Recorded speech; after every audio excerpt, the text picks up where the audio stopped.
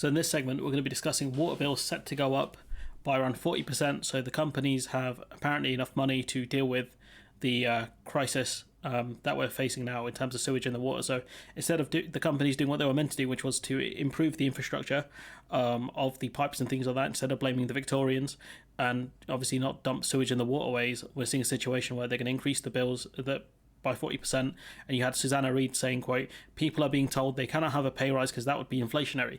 You need a pay rise to be able to afford an increase in bills, end quote. And we know it's not wages causing inflation, it's everything going up in price that's causing inflation. Wages going up is just a byproduct of that because people need to be able to afford to live. I know this is Tory Britain, but didn't realise we live in medieval Britain. So this from Labour, which again is pretty meh policy, but you can see how the Tories are just struggling to deal with Labour's kind of basic policies.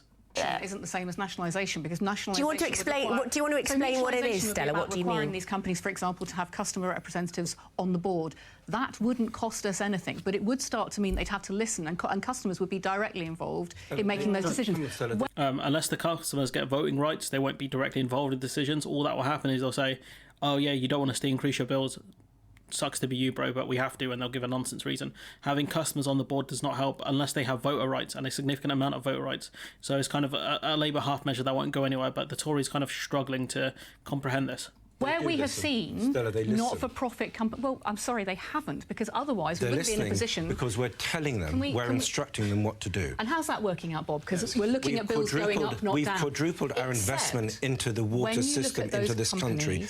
Who's we? Are you talking about the government or the country? And evidently that investment isn't going far enough. And Stella Creasley's light here, they're not listening because they're still dumping sewage into the water.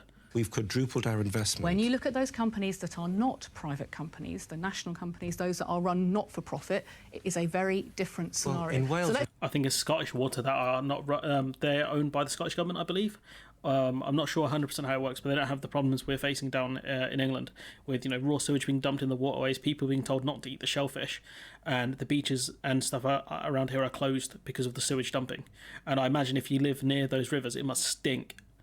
Let's be clear that mutualisation isn't actually the same as nationalisation. It doesn't come with the same price tag that you are talking about. But it would mean that there would actually be a direct lever on these companies. And as we've seen with the banks and as we've seen with the water companies, this government is afraid to... And so I think the point she makes is fine, but I think it's another Labour half measure. But we have Bob Seeley here, saying, oh, what about the water companies? Maybe he's looking for a job there after he leaves politics or after he's voted out, I don't know. The companies have a responsibility to improve our environment. And last year, or 2 years ago, when we brought in the Environment Bill, we recognised that we needed to clean up our sewage system, we needed to clean up our rivers, beaches and seas. So that is a really important thing that we're doing. But look, there's a great contrast here with what we're trying to do and what the Labour Party is promising. We recognise that we need to improve the environment, but it's really important, especially in the era that we live in with rising bills, that we do so in a way that's affordable. So therefore, discussions about... These companies are making profits, they're paying out dividends. It's not about affordability, they have the money to do it, they're choosing not to do it. That's the problem, big man. I don't know how you're struggling to understand that. Nationalising assets or digging up the entire sewage network, both of which would cost in excess of 100 billion, are unaffordable. 100 billion? How much have they paid out in dividends, big man? That's the question. Because I wouldn't be surprised if it's somewhere near that number over the last, since Thatcher privatised them. What you're trying to do, Elizabeth, is trying to find a balance, being responsible about the environment because people want environmental improvements, but doing it in a way that doesn't cost the earth. What we're doing with these bills, as we're trying to do with the mortgage stuff last week, was to make sure that the big players in the banks and the water firms are giving people a fair deal because people want a government that is on their side. So who should be paying? How's the government on their side when they're dumping water into the waterways of the public? Is the government on their side? Paying then? Who should be paying? Well, in the immediate term, the increase in bills is because borrowing is costing more. And so the companies are borrowing. The money's going... Why are they borrowing when they're paying out record dividends? They're making profits. They don't need to borrow the money. The money should be there. But the problem is it's gone into private hands. It comes from somewhere, Elizabeth. So you either put up taxes... That's completely ridiculous. You either put up taxes or you put up the bill. So what we're doing... No, you don't. Okay, no, Jack, you don't. The water companies are borrowing to pay dividends. They've paid £50 billion in dividends since 1991. And last year, how much? They've paid £50 billion in dividends since 1991. So my G's saying, it cost 30 billion to dig up the water and deal with all the pipes and the problems and stuff. They paid out 50 billion in dividends. So the money was always there. It just gone. And last year they made £3 billion of profits. So they don't need to borrow. Chief executives are getting paid £3 million a year. You're saying, oh, it's unaffordable. That's unaffordable. Jack, they're pumping sewage. You've interrupted. Let me answer. I didn't interrupt, but you were making You did, completely He was on a monologue for over a minute, to be fair. absurd points. So I said that needs some rebuttal. I'm not making absurd You were making absurd points about Labour Party's proposals. It is affordable. It is affordable. £2.8 billion profit last year. It's a cost of living crisis. Every single bill is going up. Every single person's pay is... Get my guy back on this show. He knows what he's talking about.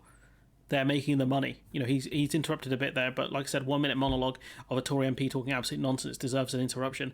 And now we've got this guy, Johnny Mercer, talking absolute nonsense again. And I thought he was meant to be one of the better Tories. Evidently not. Maybe I got him confused with Tobias Elwood, I don't know. But it's just shameful for the Tories. A couple of clips here of them absolutely face planting. About 100% of outlets being monitored. It's actually doing something about it rather than just standing up, sound bites. Let's treat everyone like their sewage. Don't pump water and sewage into the sea. I mean, it's just kind of really feeble politics. We need to grow up a bit. I'm sorry, Johnny. I just talked about a clear policy difference between Labour and the Conservatives and Labour. Rare policy differences, I'll be honest. OK, I'll say it again quickly, because I don't want it to get boring for viewers. I said that Labour would actually make directors... Not be boring for viewers. Well, it's hella boring, because I don't know what the hell's going on. So it's very boring, Johnny Mercer. I said that Labour would actually make directors accountable for these spills. They are accountable. Right. No, they're not accountable, because you're not finding them. They should. There are laws that stop sewage dumping. You should have enforced them. Well, they are accountable, aren't they? Well, they're not, through their actually. pay and remuneration, whether or not they set the companies. Well, so they are I'm accountable. terribly sorry, John. You're not holding them accountable, big man. But the evidence doesn't show that. And Annalise, what is Labour's policy? Because we had heard, speculation about renationalisation in the past. We were talking about mutualisation earlier. What is Labour's policy? Well, those practical measures that I just talked about, which Johnny... I'm very sorry they didn't hear them. Explain them. Saying that there should be accountability.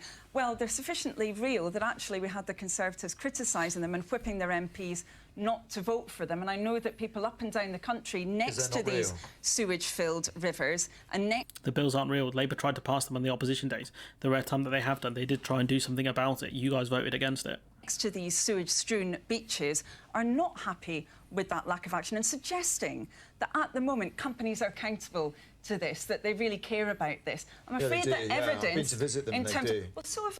Oh, you've been to visit them. What did you say to them? Yeah, great job, guys. You're being held to account here. What I would do if I was Labour or anyone in opposition, I'd bring the photos. I'd bring the photos of the sewage dumping, the evidence, and just say, look, are they being accountable here when this has happened here or here?